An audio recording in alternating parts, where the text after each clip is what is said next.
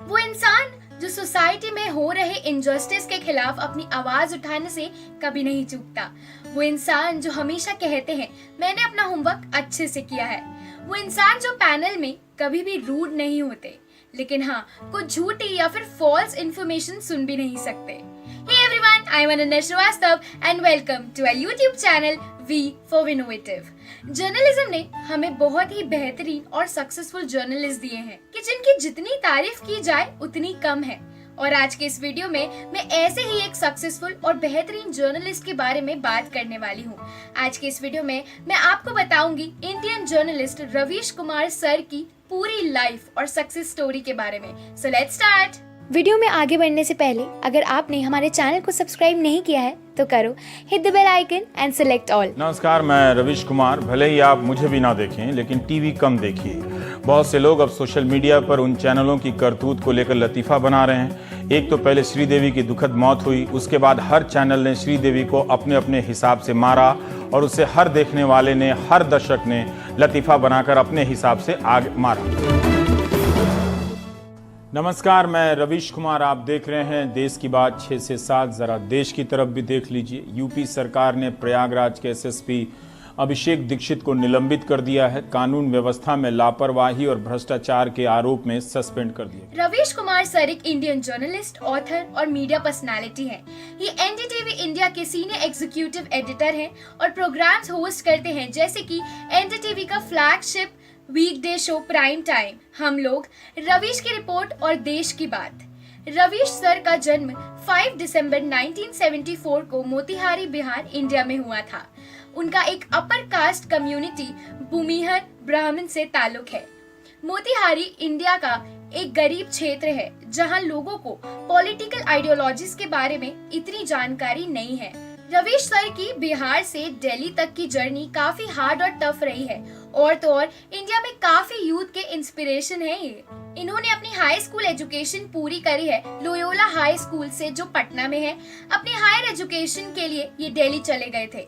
इन्होंने अपनी graduation complete करी है देशबंधु कॉलेज से, affiliated to the university of Delhi, और अपनी पोस्ट ग्रेजुएशन डिप्लोमा किया है हिंदी जर्नलिज्म में, वो भी Indian institute of mass communication से। जर्नलिज्म में अपना काम करने के लिए इन्हें काफी अवार्ड से सम्मानित किया गया है। 2019 में इन्हें सबसे प्रेस्टिजियस अवार्ड रेमोन मगसेसे अवार्ड से सम्मानित किया गया था। इन्हें 2 बार हिंदी लैंग्वेज में ब्रॉडकास्ट कैटेगरी में Ramnath Goenka excellence in journalism award से सम्मानित किया गया था। पहली बार इन ईयर 2013 और दूसरी बार इन ईयर 2017। पर इनके अवार्ड पाने की लिस्ट यहीं खत्म नहीं होती। इन्हें जर्नलिज्म के लिए गौरी लंकेश अवार्ड, 2017 में कुलदीप नायर जर्नलिज्म अवार्ड, 2014 में हिंदी जर्नलिज्म और क्रिएटिव लिटरेचर के लिए गणेश शंकर विद्यार्थी अवार्ड मिला था। और तो और 2016 में he was included in the list of 100 most influential Indian by the Indian Express and also named Journalist of the Year by Mumbai Press Club। इन्होंने आज तक टोटल 5 बुक लिखी है। पहली है free voice on democracy, culture and the nation. दूसरी है बोलना ही है, लोकतंत्र, संस्कृति और राष्ट्र के बारे में, जो कि हिंदी में है। तीसरी है इश्क में शहर होना, हिंदी में है ये भी। चौथी है दिखाते रहिए, ये भी हिंदी में है। और 5वीं है रवीश पंथी, और ये भी हिंदी में ही है। इनकी पर्सनल लाइफ की बात करूं तो इनकी शादी हुई है नयना दास गुप्ता जी से, जो न्यू दिल्ली के लेडी श्री राम कॉलेज में हिस्ट्री सब्जेक्ट की हेड लेक्चरर हैं। इन दोनों ने लव मैरिज की है। शादी के पहले इन दोनों ने लगभग 7 साल तक डेट किया।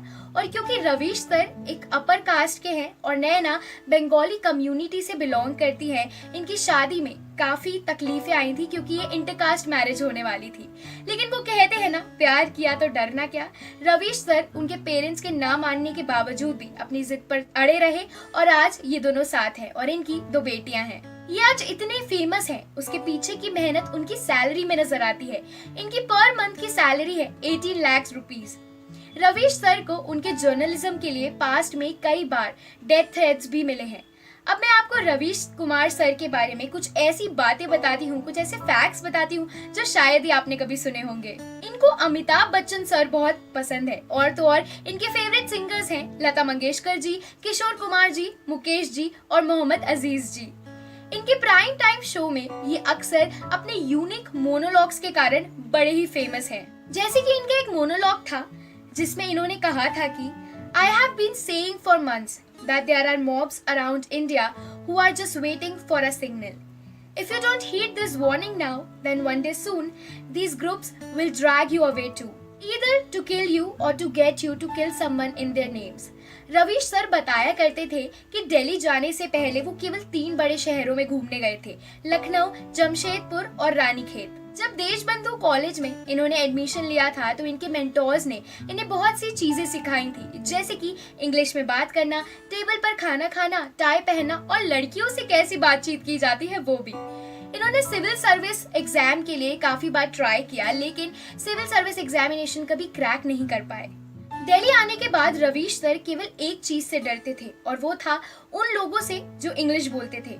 उन्हें इंग्लिश इतना अच्छे से बोलना नहीं आती थी।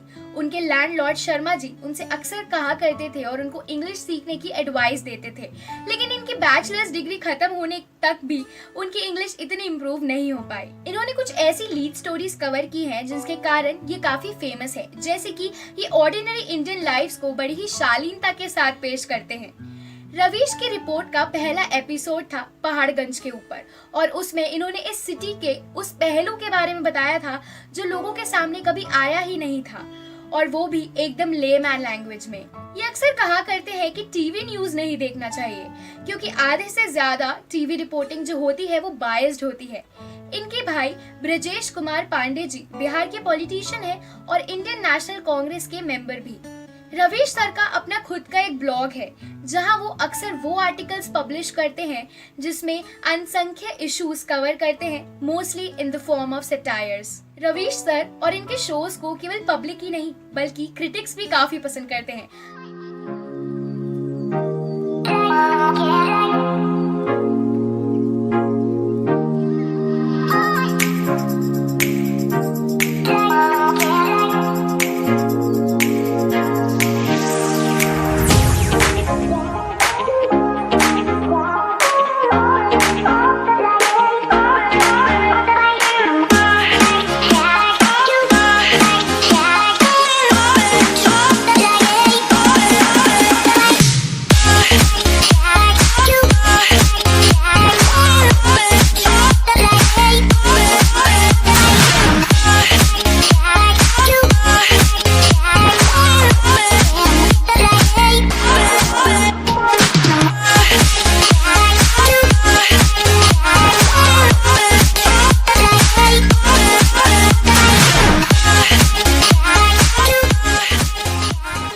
अगर आपको हमारा आज का ये वीडियो अच्छा लगा हो तो इसे लाइक और शेयर जरूर करें और चैनल को सब्सक्राइब नहीं किया है तो करो, hit the bell icon and select all. मैं मिलती हूँ आपसे अगले वीडियो में। Bye bye.